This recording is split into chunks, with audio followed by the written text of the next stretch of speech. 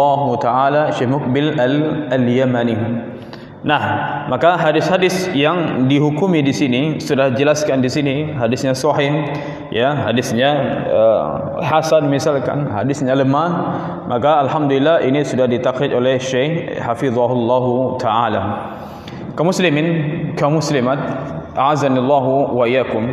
Pada pertemuan kali ini kita akan membahas atau melanjutkan pembahasan kita, yaitu kita masuk lagi di bab keutamaan membangun masjid, ya. Keutamaan membangun masjid. Baik. Ini hadis dalam buku ini, dalam kitab ini adalah hadis nomor 37, ya.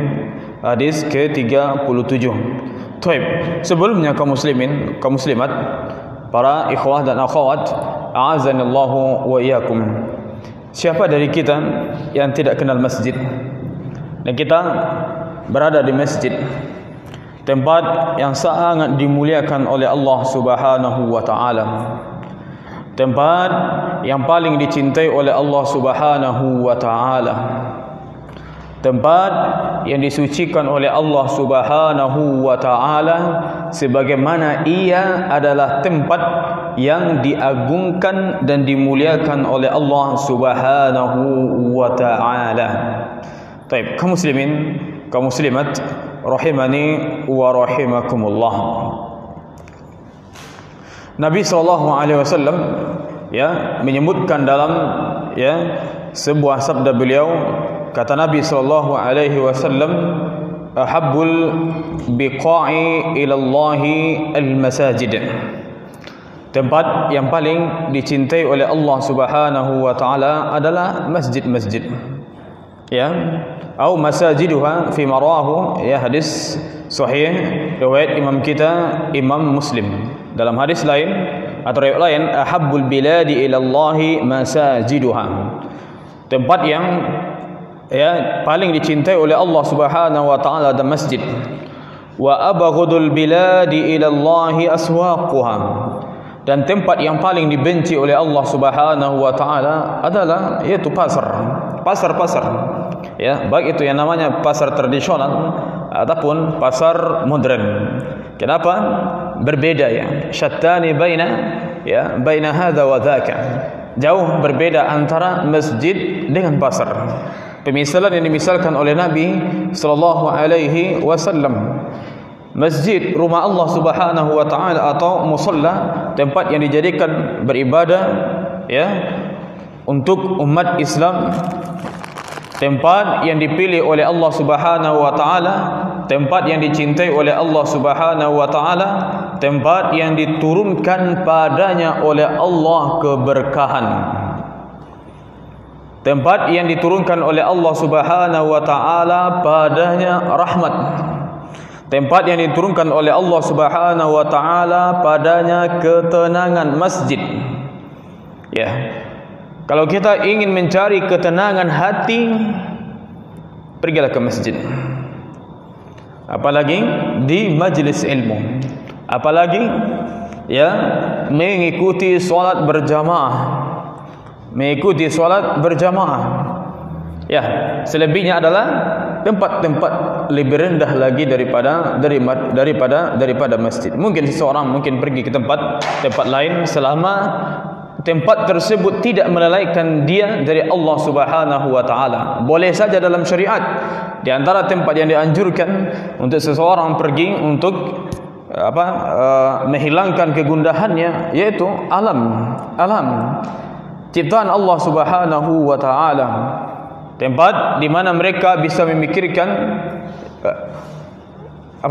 memikirkan ciptaan Allah Subhanahu wa taala, betapa agungnya ciptaan Allah Subhanahu wa taala. Subhanallah, ya, begitu syariat menganjurkan ke tempat-tempat yang mana iman kita bertambah. Bukan kita pergi ke tempat-tempat yang mana keimanan kita menurun, waliyadzubillah. Maka kalau kita dapatkan iman kita melemah, ya, di antara yang harus kita lakukan, kita cari tempat yang mulia.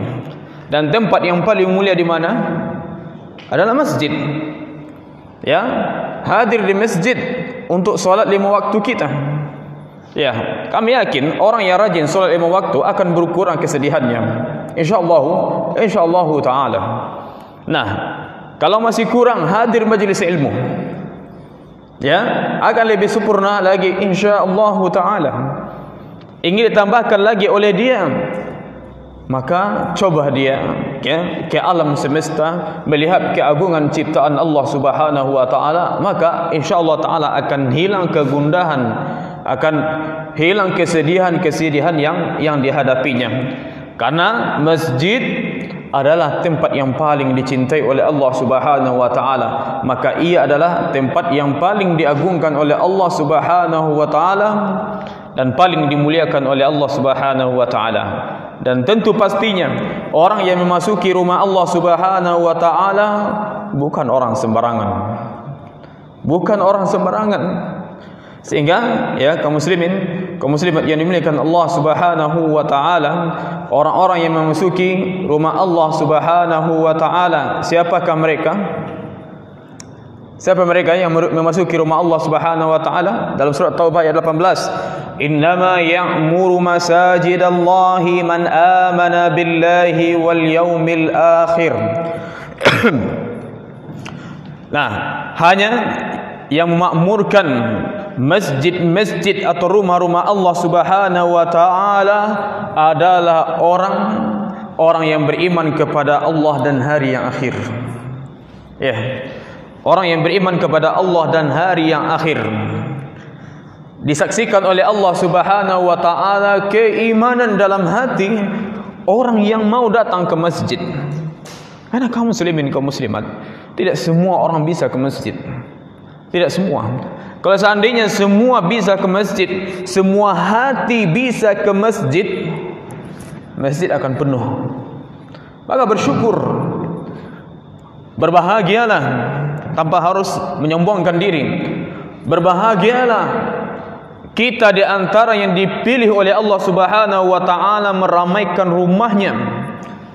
Betapa banyak orang yang mungkin lebih pintar dari kita, orang yang lebih sehat daripada kita, orang yang lebih kaya daripada kita, orang yang mungkin lebih alim, lebih berilmu daripada kita. Tetapi kita dipilih oleh Allah Subhanahu wa taala. Ini di antara karunia besar yang diberikan oleh Allah Subhanahu wa taala kepada kita. Innama ya'muru masajidallahi man amana billahi wal yaumil akhir. Orang yang beriman kepada Allah dan beriman dengan hari yang akhir. Maka Allah menjanjikan kepada orang-orang yang rajin ke masjid, yang bergantung hatinya ke masjid.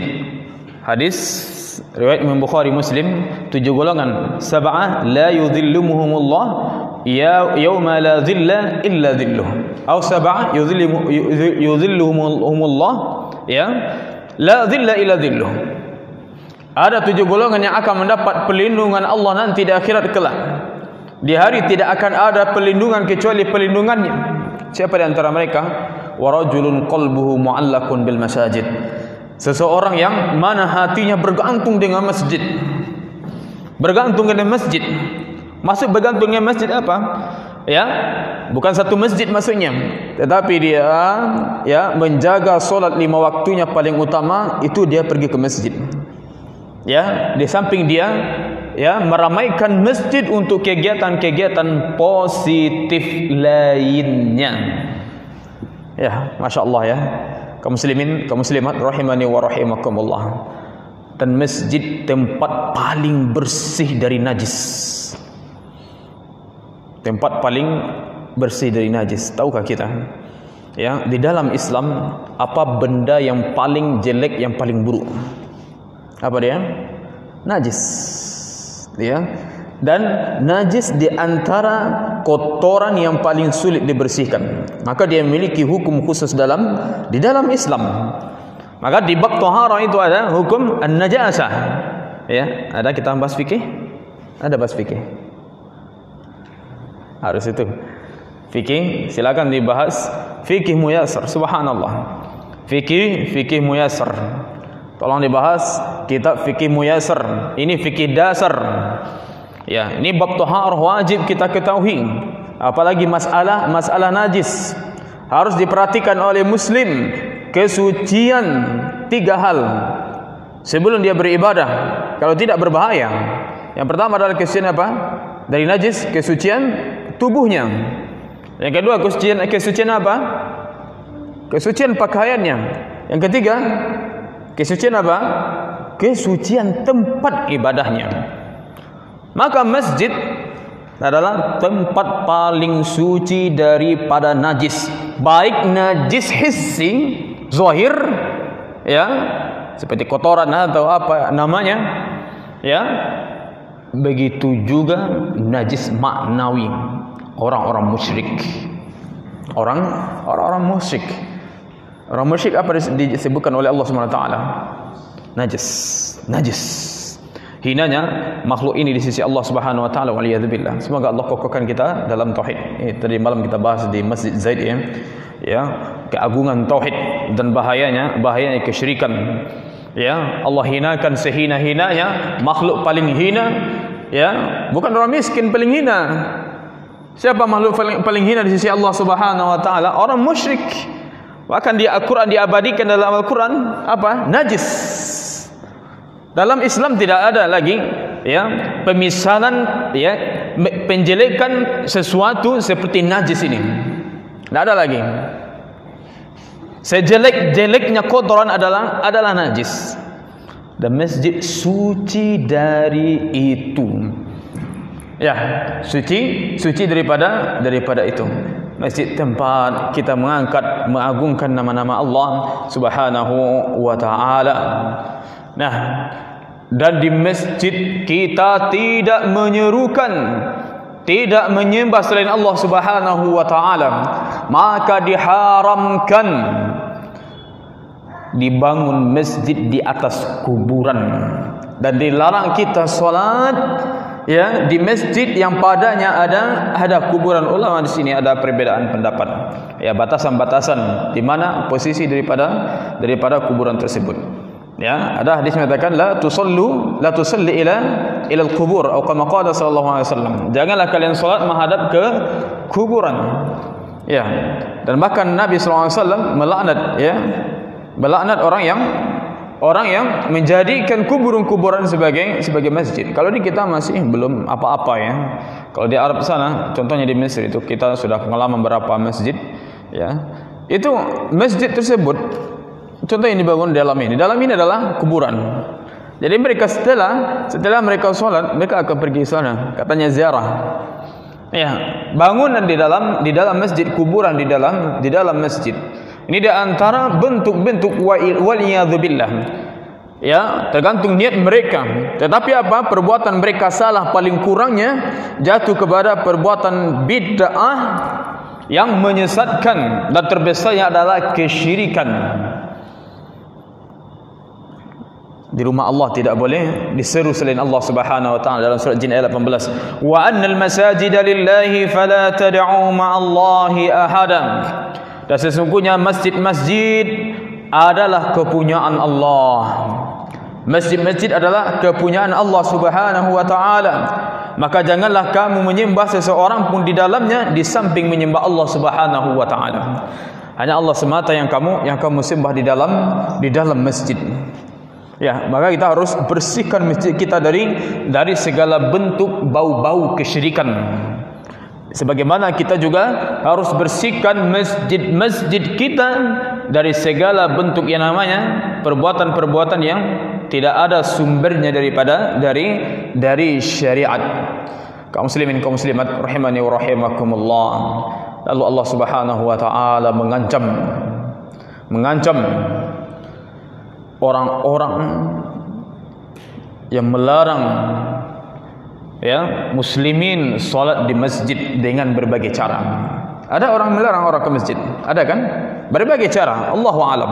Di zaman sekarang ini, ya, kita takut terjatuh kepada fitnah-fitnah. Allahu a'lam. Bagaimana bentuknya? Ya, macam-macam bentuknya. Tipuan-tipuan muslihat misalkan.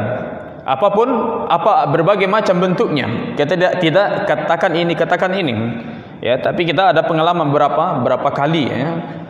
Nah, Allah menyebutkan dalam surah Al-Baqarah ayat 114, kata Allah, "Wa man adlamu mimman mana'a masajidallahi ayyudhkara fiha ismuh."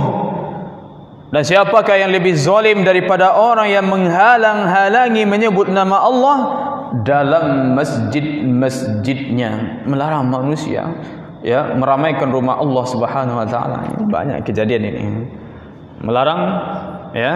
Melarang membersihkan masjid dari kesyirikan, kemudian mereka larang kita meramaikan rumah Allah Subhanahu wa taala. Ya, secara tak langsung ada demikian.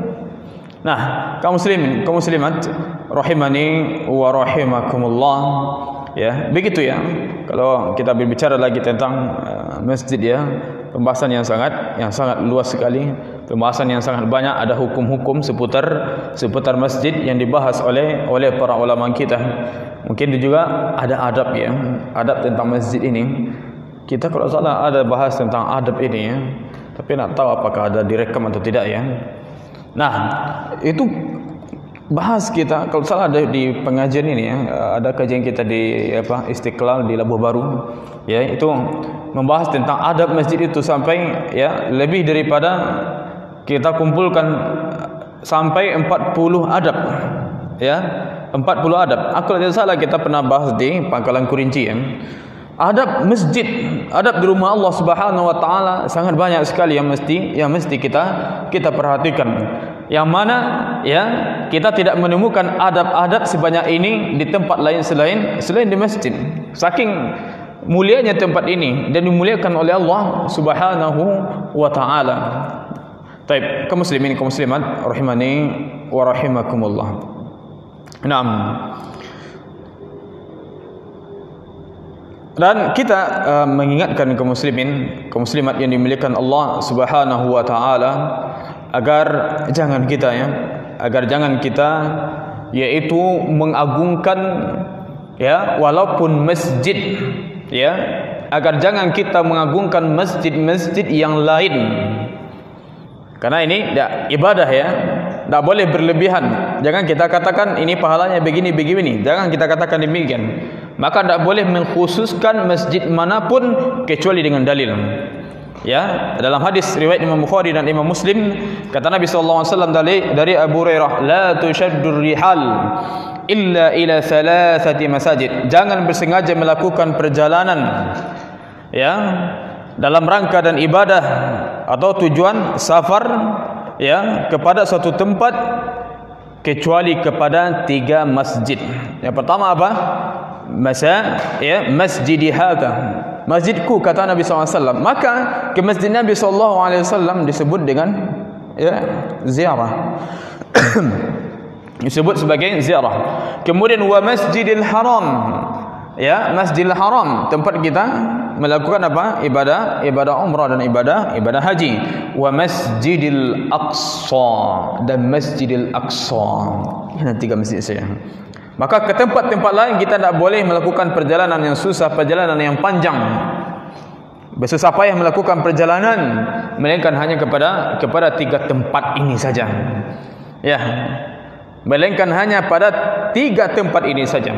Adapun tempat-tempat yang lain, walaupun dia masjid, ya, ini karena kita beribadah harus sesuai dengan dalil, dan ini adalah di antara jenis ibadah. Siapa yang menyelisihinya, dia bisa terjatuh kepada perbuatan yang mengada-ngada. Jangan katakan bahwa Masjid Ammar bin Yasir pahalanya 10 kali lipat daripada masjid lain. Tidak bisa. Ya, tidak bisa demikian. Ya. Nah, atau masjid-masjid yang lainnya, salat di Masjid Agung misalkan, pahalanya lebih sekian. Kenapa? Karena masjidnya lebih besar, imamnya lebih enak katanya. Jangan karena ini kita berani ngomong agama tanpa ilmu. Kaum muslimin kaum muslimat rahimani wa rahimakumullah. Baik, kita masuk kepada pembahasan yaitu fadilah, keutamaan, yaitu membangun masjid. Membangun masjid di antara amal jariyah. Kita kalau beramal, kita harus melihat, kita harus cerdas dalam melihat. Kalau beramal harus cerdas. Dan kadang beramal itu ya, tidak setiap waktu kita bisa beramal. Ya, karena syaitan itu akan terus memalingkan kita dari ketaatan. Diri kita, nafsul lawamah kita itu akan terus berusaha memalingkan kita dari ketaatan kepada Allah Subhanahu wa taala, apalagi masalah harta. Dan diri kita lebih cenderung mengajak kita kepada apa? Kepada apa? Kepada kebakhilan. Sebagaimana syaitan juga mengajak kita kepada kebakhilan, menahan harta. Ya, kalau kamu menyumbang ke masjid, kalau kamu menyumbang begini habis duitmu. Bagaimana nanti ini itu kebutuhanmu begini. Itu pekerjaan apa? Pekerjaan syaitan. Dan diri kita juga terkadang mengajak kepada hal yang demikian. Maka seorang hamba ketika dia mendermakan hartanya, ya, atau menyisihkan hartanya, lihat, dan dia harus cerdas. Apa yang harus diperhatikan oleh dia? Ya, dia lihat, ya, Syekh kita Syekh Sa'di, ya, Syekh Sa'di rahimahullah taala, pemilik tafsir Sa'di. Lah, beliau menyebutkan di sana ada beberapa penyebab amalan dilipat gandakan oleh Allah Subhanahu wa taala pahalanya. Dilipat gandakan. Ya, kalau 1 menjadi 10 itu sudah. Tetapi lebih daripada itu, ini khusus lagi. Di antara penyebabnya kata beliau adalah yaitu manfaatnya.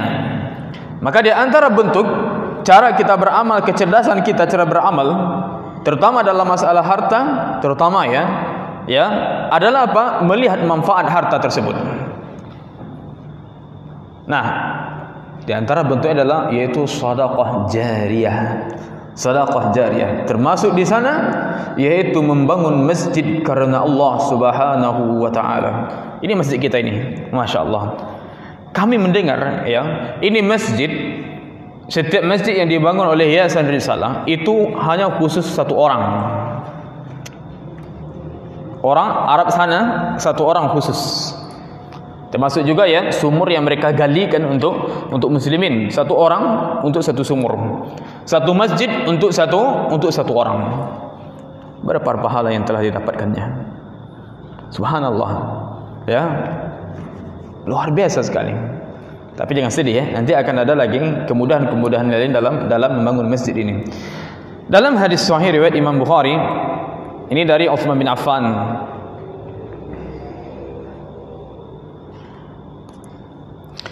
Dari Utsman bin Affan, yaqulu, dia berkata, inda qaulin nasi fihi, ketika orang-orang berkomentar ketika dia membangun masjid Rasulullah sallallahu alaihi wasallam, ya, kata beliau, innakum aktsartum wa inni sami'tu an-nabiy sallallahu alaihi wasallam yaqul man bana masjidan qala Bukairun hasibtu annahu qala yabtaghi bihi wajha Allah banallahu lahu mislahu fil jannah. Kata Utsman, sesungguhnya kalian terlalu berlebihan, ya, meriwayatkan hadis maksudnya. Dan sungguh aku pernah mendengar Nabi SAW bersabda, barang siapa yang membangun sebuah masjid, ya, Bukai berkata, aku menduga beliau bersabda untuk mencari ridha Allah semata, maka Allah akan membangun untuknya sebuah rumah di surga. Hadis ini mungkin sering kita dengar, ya, hadis tentang, ya, ikut membangun masjid, andil membangun masjid, maka, ya, Allah Subhanahu wa taala akan bikinkan untuk hamba ini sebuah rumah di surga. Coba bayangkan, dia masih di dunia, tetapi Allah Subhanahu wa taala menjanjikan bahwa Allah membangunkan untuk dia rumah di surga. Ini ibarat orang, masya Allah, pergi ke suatu tempat. Contoh misalkan, ya, ke Jakarta, dia pengen ke Jakarta, dia masih di Pekanbaru, tapi di Pekanbaru orang sudah membangunkan rumah untuk dia. Apakah dia pusing, ya, akan pergi ke Jakarta? Tidak. Dia akan bahagia, dia akan senang. Lalu bagaimana dengan yang lebih besar daripada itu? Surga tidak ada bandingnya dengan dunia ini. Tidak bisa dibandingkan. Subhanallah. ketika Allah menyebutkan demikian lewat lidah Nabi-Nya sallallahu alaihi wasallam, ini sesuatu yang mesti kita usahakan. Baik, udah azan? Baik, kita azan kemudian kita lanjutkan sebentar. Tafadhal. Jazakallahu khairan.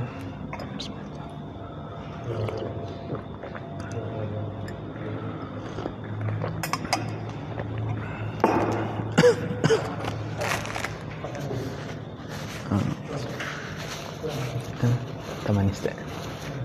Lepas tu. Jazakallahu khairan.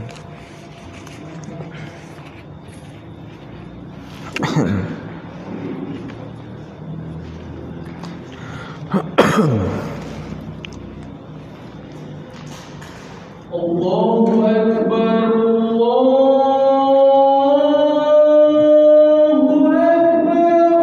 Akbar, Allahu Akbar. Allahu Akbar.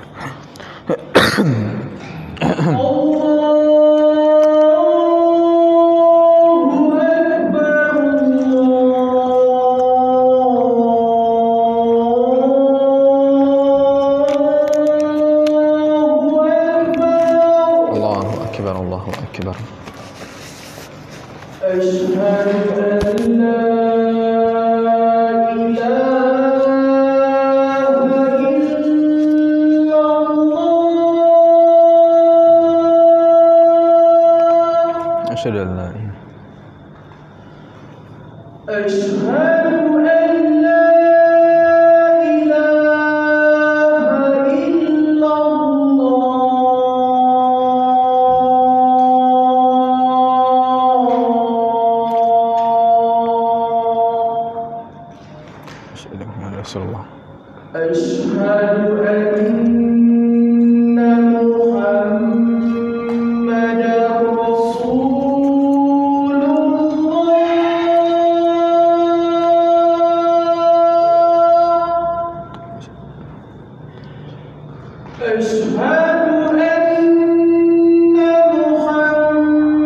محمد رسول الله.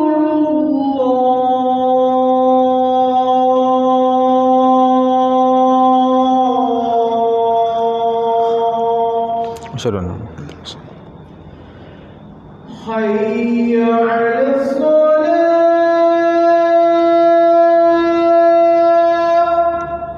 لا حول ولا قوة إلا بالله. حي على الصلاة.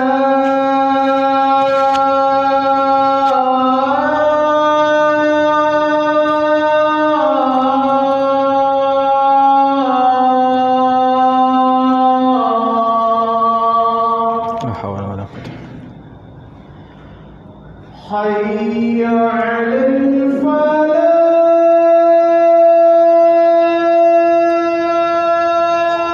لا حول ولا قوة إلا بالله. حي على الفلاح.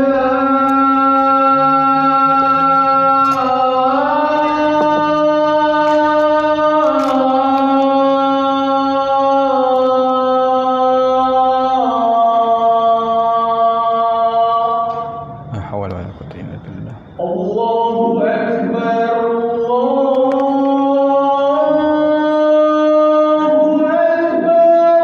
الله أكبر، الله. لا إله إلا الله. لا إله إلا الله.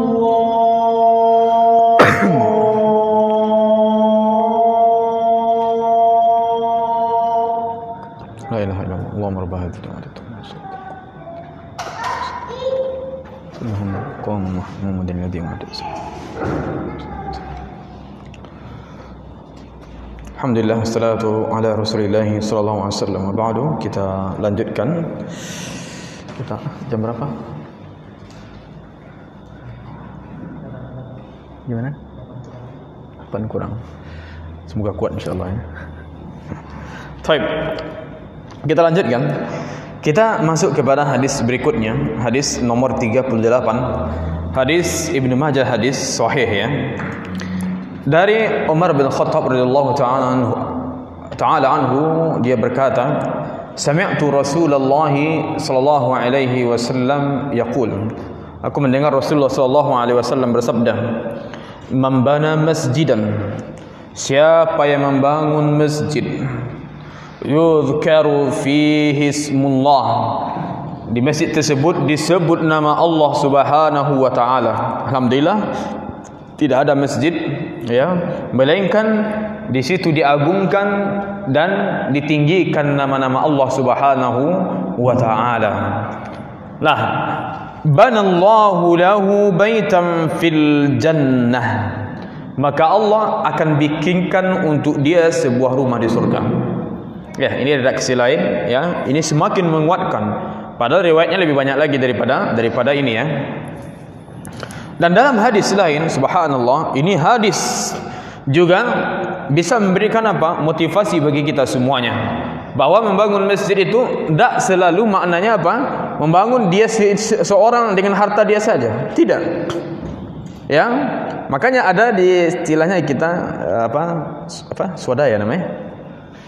Ya. Dibangun bersama. Ya. Atas infak muslimin.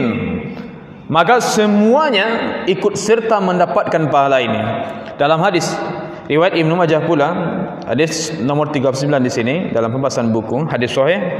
Nah, dari Jabir bin Abdullah bahwasanya Rasulullah SAW bersabda, "Man bana masjidan lillah." Siapa yang membangun masjid karena Allah Subhanahu wa taala, disyaratkan apa? Disyaratkan ikhlas karena Allah Subhanahu wa taala. Ya, siapa yang bangun masjid karena Allah Subhanahu wa taala semata. Ingat, tujuannya apa? Hanya karena Allah Subhanahu wa taala semata, bukan karena ini, karena itu. Bukan karena dunia. Karena ada orang yang ya, naudzubillah min dzalik ya, mungkin dia membangun masjid tujuannya apa? Ya, tujuan tertentu. Ya. Tujuan ingin misalkan terkenal, ingin begini, ingin begitu, waliyadzubillah. Kita tidak menghukumi seseorang, tidak.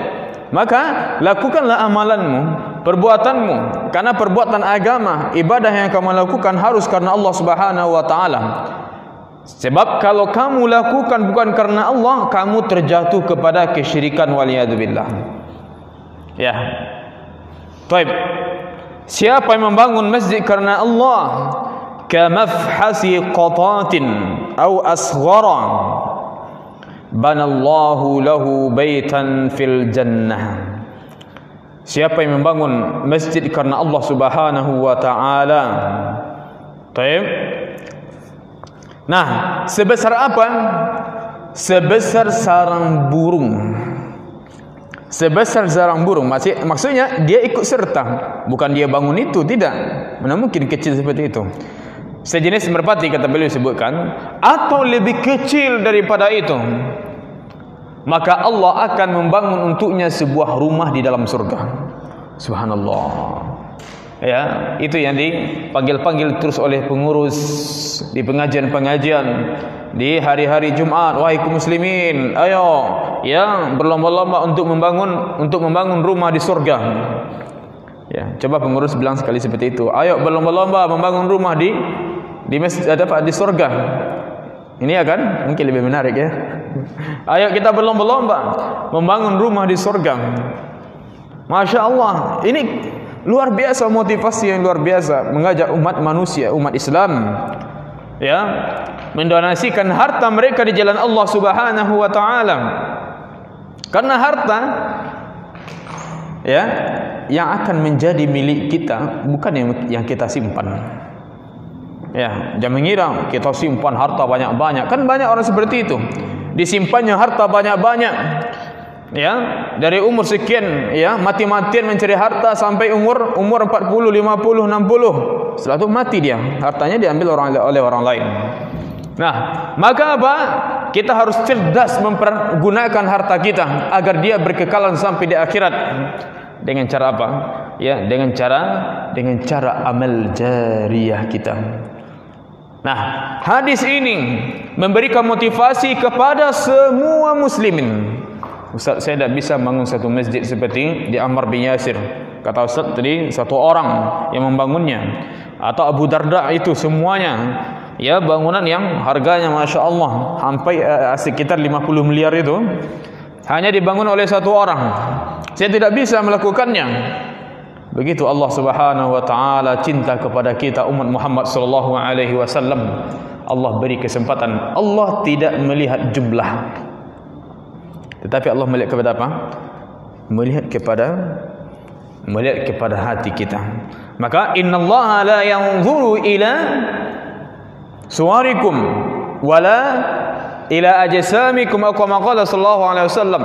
Allah tidak melihat kepada rupamu, kepada tubuhmu, walakinnallaha yanzuru ila qulubikum, tapi Allah melihat kepada hati kita. Terkadang kaum muslimin kaum muslimat, dalam hadis lain itu ya, fima ma'nahu, maknanya itu 1 dinar bisa mengalahkan 100 dinar.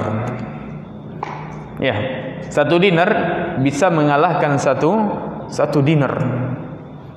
Ya, maka jangan wahai yang memiliki uang 10.000, jangan berkecil hati ketika orang ya melemparkan uangnya ke pengurus masjid, ini 1 juta untuk masjid.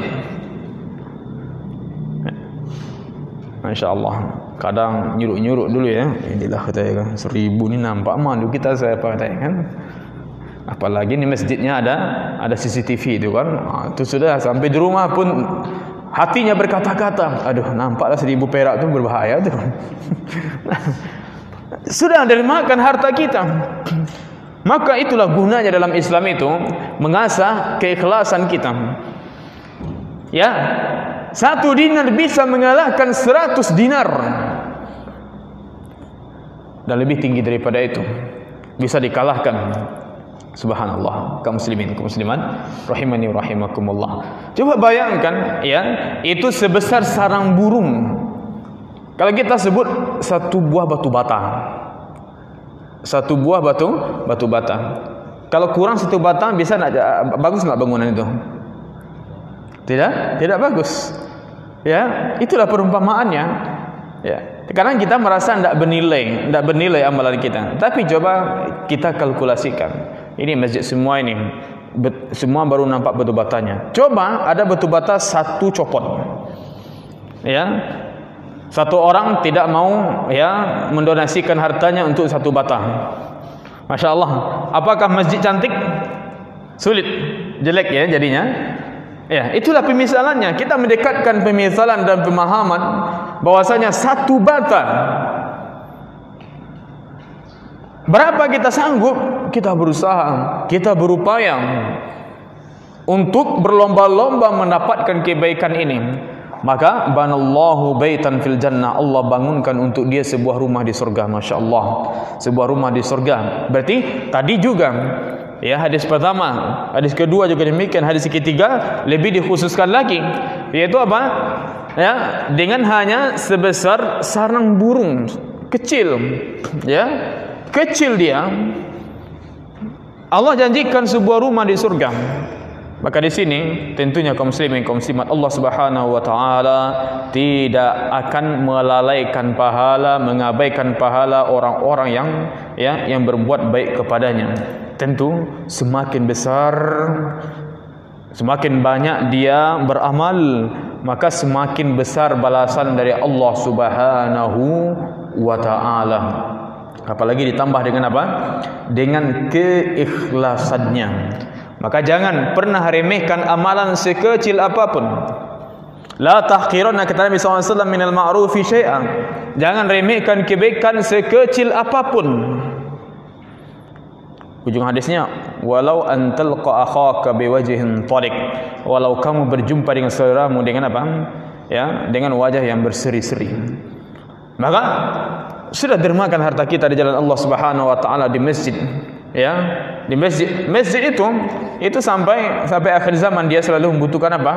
Membutuhkan ya apa namanya itu, dermaan, ada sumbangan, donasi daripada jamaahnya. Ya, demi kelangsungan masjid tersebut untuk ibadah, karena masjid apalagi sekarang kebutuhannya semakin banyak. Ini AC, masya Allah begitu banyak, apalagi listriknya tinggi sekali. Nah, ini butuh kepada biaya besar. Maka masjid dimanapun dia butuh kepada biaya besar. Maka sisihkan harta kita untuk itu. Bukan hanya di awal, walaupun sebaik-baiknya adalah ikut serta.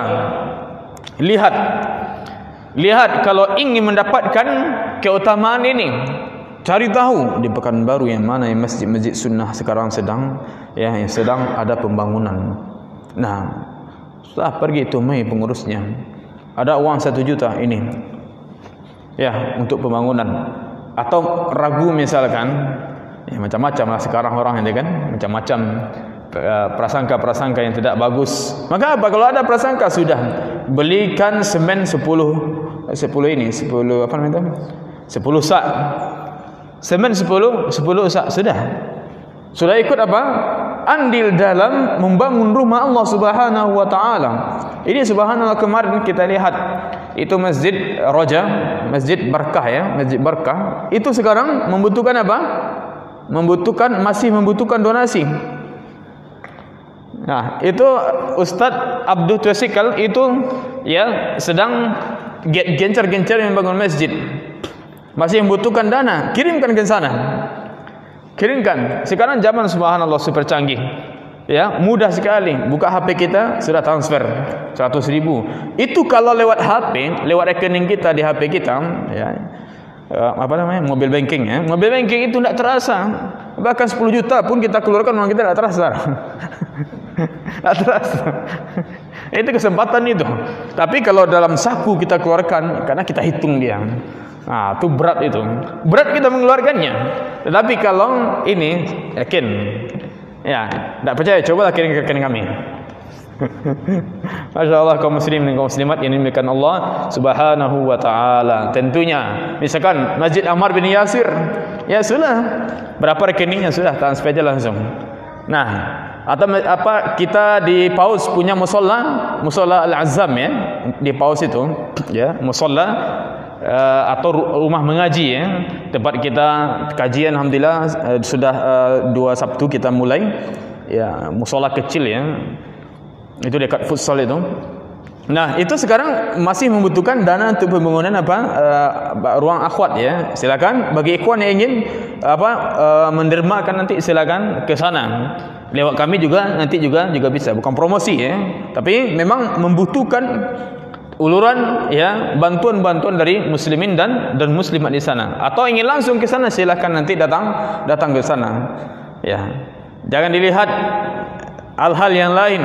Sudah menyumbangkan Allah Subhanahu wa taala, sisihkan harta kita karena Allah Subhanahu wa taala, karena itulah nanti yang akan berkekalan. Yang kita simpan kaum muslimin, kaum muslimat, ikhwan dan akhwat, belum tentu akan untuk kita. Belum tentu untuk kita. Dalam hadis itu, mali kata Ibnu Adam, hartaku yang menjadi milik kalian wahai anak cucu Adam hanya 3 saja. Pertama apa? Yang dimakan. Yang dimakan. Kama qala sallallahu alaihi wasallam. Kemudian yang kedua, yang dipakai lalu lusuh. Kemudian yang dibelanjakan atau yang disedekahkan. Lebih daripada itu kemana perginya? Sudah bukan milik kita. Makanya harta, ketika mendermakan harta jangan tunggu-tunggu. Jangan tunggu-tunggu. Apalagi akhir-akhir zaman disebutkan oleh Nabi sallallahu alaihi wasallam, kalau bersedekah, kita makna apa saja jangan kita tunggu-tunggu, karena akan datang nanti suatu zaman orang nanti tidak menerima sedekah lagi. Hari ini dia menunda-nunda, akhirnya besok dicari orang, tidak ada orang nanti butuh sedekah. Orang kan ini merdeka, saya tidak menerima sedekah. Karena bagi mereka sedekah itu apa? Bagi orang yang kekurangan. Akan ada nanti zaman yang seperti itu. Maka ketika ada kesempatan, cepat kita laksanakan. Nah, kaum muslimin, kaum muslimat rahimani wa rahimakumullah. Lanjut lagi nih atau gimana? Apa? 1. Taib. Kita bahas 1 hadis lagi. Taib. Selanjutnya hadis ke-40 hadis riwayat Imam Bukhari, tentunya hadis yang sahih. Ini dari Ikrimah, dia berkata kepadaku Ibnu Abbas, wali ibnihi Ali, Ibn Abbas berkata kepadaku dan kepada putranya Ali. Berarti Ibn Abbas punya putra namanya Ali. Baru tahu? Baru tahu ya, bahwa Ibn Abbas putranya namanya si Ali. Ali ya. Nah, kata Ibn Abbas kepada Ikrimah dan kepada anaknya Ali, kata beliau, intaliqa ila Abi Sa'id fasma' min hadithihi. Fantalaqna fa idza huwa fi ha'itin yuslihuhu fa akhadha rida'ahu fahtaba thumma ansha yuhaddithuna hatta ata dhikru bina'il masjid. Pergilah kalian kepada Abu Sa'id dan dengarkan hadisnya. Maka keduanya pergi dan ternyata dia, Abu Sa'id, sedang sibuk memperbaiki dinding rumahnya. Ya. Kemudian ya, dia menarik selendangnya dan merangkak. Kemudian dia mulai menceritakan kepada kami sampai pada tema membangun masjid. Dia berkata, kunna nahmilu ya labinatan wa Ammar labinataini fara'ahu an-nabiy sallallahu alaihi wasallam fayanfudhu at-turaba anhu wa yaqulu wayha Ammar taqtuluhu al-fi'atu al-baghiyah yad'uuhum ila al-jannati wa yad'uunahu ila an-nar qala yaqulu Ammar a'udzu billahi minal fitan. Ya, ini menceritakan ya bagaimana dulu sahabat Nabi sallallahu alaihi wasallam ikut serta membangun masjid bersama Nabi sallallahu alaihi wasallam. Lah, Abu Sa'id berkata, kami pernah memikul ubin per ubin dan bahkan Ammar sanggup memikul per 2 ubin. Lalu Nabi SAW melihatnya. Beliau kemudian mengusap atau menyingkirkan kotoran debu darinya dan bersabda, sungguh celaka Umar, katanya. Ammar.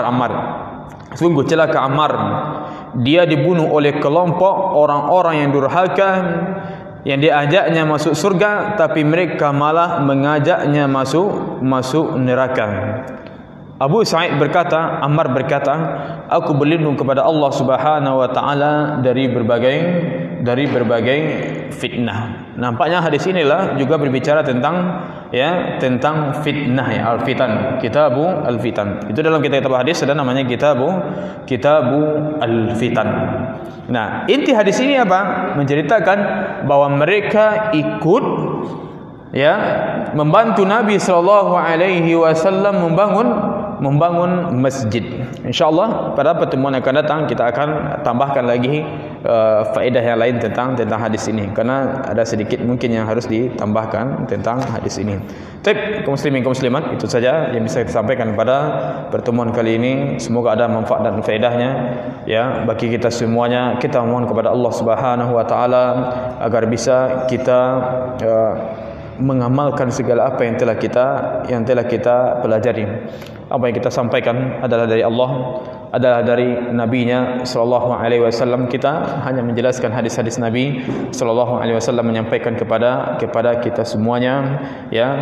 Di samping ia adalah motivasi bagi kita semua untuk mengamalkan. Betapa banyak orang yang mendengar ya lebih memahami, dan betapa banyak orang yang mendengar mereka lebih cepat dalam mengamalkan, dan semua kita bisa mengamalkannya di sisi Allah Subhanahu wa taala atau karena Allah Subhanahu wa taala. Amin ya rabbal alamin. Saja kita tutup dengan kafaratul majlis. Subhanakallahumma bihamdika asyhadu an la ilaha illa anta astaghfiruka wa atubu ilaik. Assalamualaikum warahmatullahi wabarakatuh.